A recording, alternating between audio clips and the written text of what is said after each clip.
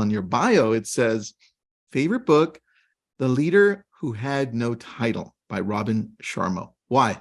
Yeah, man. I think that book was given to me by a really good friend when I was an undergrad. His name was Kyle Brodsky. Shout out to Kyle. He said, look, you're asking questions that this book may be good for you. This came from one of my mentors. It feels really good.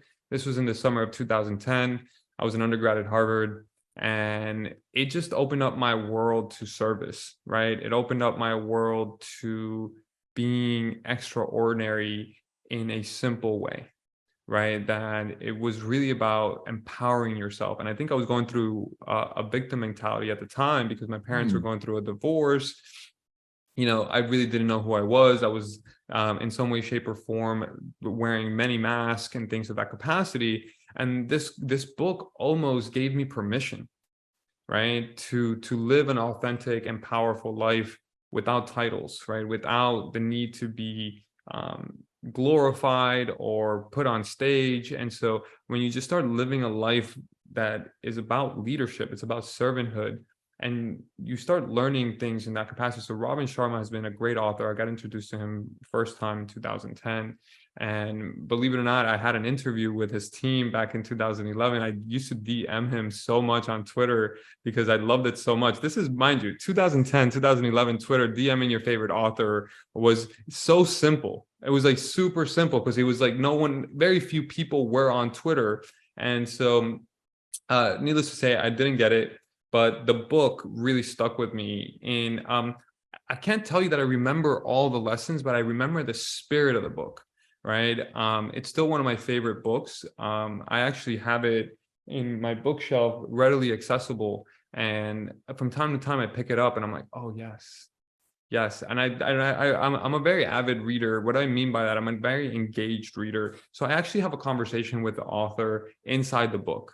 So anytime I read something, I question it. I put notes down. I'm like, why do you mean by this? Or what is this? What is that source of that? Like, I wonder what this came from, right? So I have a conversation or a dialogue with the author. It's not to say that I agree with everything in the book, right? Because I think having independent thinking and independent thought is really important.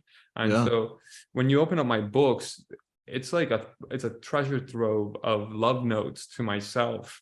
And I go back and I'm like, wow, I was thinking that back then. Wow, that's really beautiful. I have come that far, right? So it's really good to always take notes and always have dialogue with an author, even if you're not speaking to them directly. They're speaking with you and to you through their book. It's almost your responsibility to kind of have an intellectual discourse with them through writing notes on the margins. Dude, I love that. And that's actually how I read as well. So I love that you do that. Now, the other thing that's prominent, because I want to get into this trajectory, is when you look at who you are online, it also says you're a dropout of Harvard. And I feel that you wear that with a badge just from seeing it at different places. So tell me about that. Yeah, man. Look, it wasn't always that way. There was actually there was a lot of shame, a lot of guilt, a lot of embarrassment.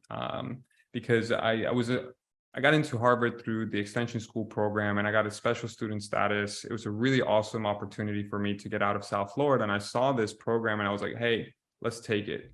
And then in 2011, I believe, or 2012, I don't remember the exact year, I was accused of plagiarism in my foreign policy class through Turnitin.com.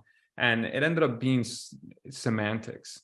Right. It ended up being that I didn't put the right thing on the quotations or the parentheses, but it was in my bibliography. I don't know, whatever it was.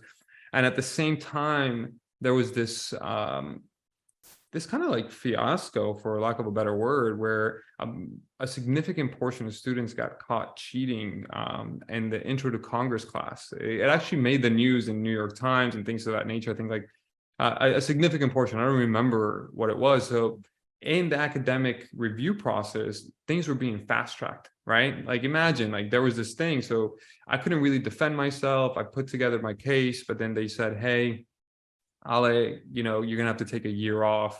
We're going to suspend you from taking on, and you can come back after a year, but, the academic board really found you guilty, and I felt that I was rubber stamped at the time. I don't come from money. You know, my parents are middle class workers, so like hiring an attorney or putting anything along those lines. And on top of that, they were in the midst of a divorce. So all this to say that there was a lot of shame and a lot of guilt, a lot of embarrassment, and I almost lived a double life, right? Sometimes I was telling people, "Oh yeah, I finished Harvard. I never said I graduated," or you know, there was very few people that knew the true story. And it took me about 5, 6 years to actually really garner the courage to speak that out loud, and take ownership of it.